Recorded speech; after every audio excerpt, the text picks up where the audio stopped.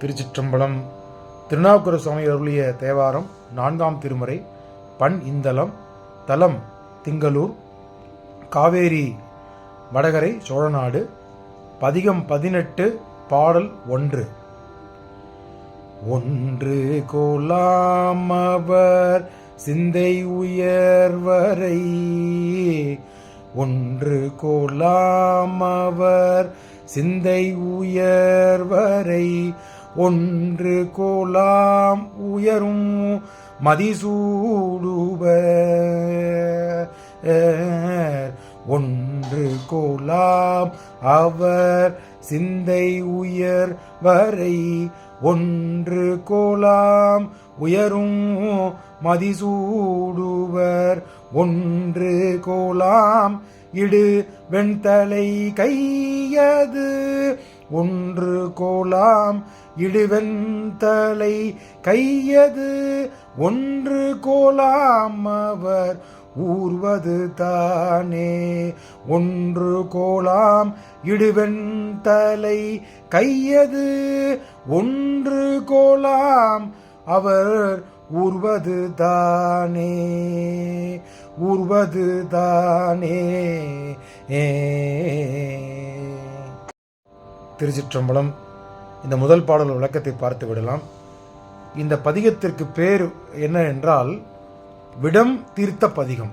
விடம் தீர்த்த பதிகம் அப்படின்னா விஷத்தை முறுக்கிய பதிகம்.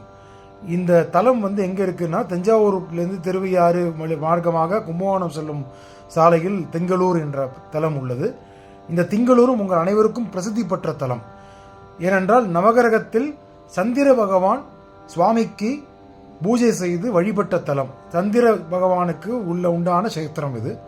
அருமையான தலம். வயல்காடுகள் நிறைந்த சூழலில் அமைந்த தலம். அடியேன் சென்றபோது அங்கிருக்கும் விவசாயி ஒருத்தரை சந்தித்த பாக்கியம் கிடைத்தது. அவர் என்ன கூறினார் என்றால், இந்த தலத்தில் பாம்பானது யாரையும் தீண்டுவதில்லை. ஏனென்றால் திருநாவுக்கரசர் மீது அளவற்ற அன்பு கொண்ட அப்பூதி அடிகள் வாழ்ந்த திருத்தலம். அப்பூதி அடிகள் 63 நாயன்மாரில் ஒருவர். அவர் திருநாவுக்கரசர் நாயனாரை பார்த்ததில்லை. அவருடைய பேரில் மண்டகச்சாலை, மடங்கள் நடத்தி, அன்னதான கூடம் எல்லாம் நடத்தி அடியவர் சிவபெருமான அடியவருக்கு அமுது படைத்து தொண்டினை செய்து கொண்டிருந்தார். அவர் சிவபெருமான் மீது அளவற்ற அன்பு கொண்டவர். அதில் ஒருபடி மேலாக திருநாவுக்கரசு நாயனார் மீது அளவற்ற அன்பு கொண்டவர். அவர் அவ்வாறு செய்யும் வண்ணம் தனது மூத்த மகனுக்கு திருநாவுக்கரசர் என்ற பெயரை சூட்டி அவர் வாழ்ந்து கொண்டு இந்த பணியை செய்து கொண்டு வந்திருந்தார். அப்பொழுது திருநாவுக்கரசு சுவாமிகள் அந்த தலத்திற்கு எழுந்திரிய போது இவர் திருநாவுக்கரசர் அன்னசாலை, திருநாவுக்கரசர் பாடசாலை என்று பல தலைப்பில் பலகைகளை பார்த்தபோது வியந்து விட்டார். என்னடா இது, சிவபெருமானின் பேர் இல்லாமல் இந்த அடியவனின் பேரில் வைத்து ஒருத்தர் பல தொண்டுகளை செய்து கொண்டு வருகின்றார் என்று சொன்னபோது, இதை கேட்டவுடன் அப்பூதி அடிகளை சந்திக்கும் பொழுது அந்த அடியேன் நான் தான் என்று சொன்னோன்னா அவருக்கு வியந்து விட்டார். ஏனால் அப்பூதி அடிகள் திருநாவுக்கரசரை பார்த்ததில்லை. அப்பொழுது தன்னுடைய வீட்டில் உணவு அருந்தருக்கு அழைக்கின்றார். உணவு அருந்துவதற்காக ஏற்பாடு தடபுடலாக நடைபெற்று வருகிறது. அதன் வண்ணமாக தனது மூத்த மகனை அழைத்து தோட்டத்தில் இருக்கும் வாழை இலையை அறுத்து கொண்டு வா என்று சொல்லுகிறார். அந்த ஆணையை கேட்டு தனது மகனும் தோட்டத்துக்கு செல்லும் பொழுது சர்ப்பம், பாம்பு ஆனது தீண்டி விடுகிறது. பாம்பு தீண்டியவுடன் அந்த மூத்த குமாரன் இறந்து விடுகிறான்.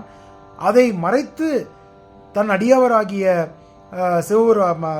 திருநாவுக்கரசர் அடியவராகிய இருக்கக்கூடிய அப்பூதி அடிகள் அவரை அழைத்து விட்டோம், உணவு விருந்து அடைக்க வேண்டும் என்று வீட்டுக்கு அழைத்தவுடன் சோகம் உருவத்துடன் இருந்தார்.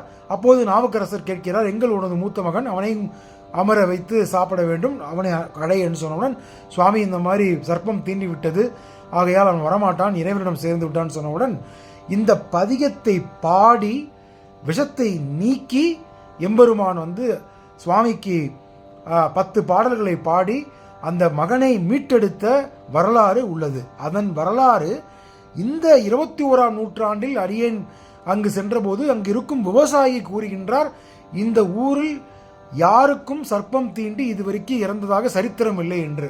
அப்பொழுது எம்பெருமானின் கருணையை பாருங்கள். இந்த பாடலில் என்ன சொல்கிறார் என்றால், சிவபெருமானது உள்ளம் அவர் இருக்கும் ஒப்பற்ற கைலை மலை போன்று மிகவும் உயர்வானது. சிவபெருமானின் கருணையினால் ஒப்பற்ற நிலைக்கு உயர்ந்த சந்திரனை தனது சென்னியில் சூடியவர். சிவபெருமான் தனது கையில் வெண்தலை ஒப்பற்ற பழியை பாத்திரமாக ஏதியுள்ளவர். சிவபெருமான் தனது வாகனமாகிய இடமும் ஒப்பற்றது என்று சொல்லி இந்த பதிகத்தின் முதல் பாடலை நமக்கு அருளியுள்ளார் அப்பர் சுவாமிகள். திருச்சிற்றம்பலம்.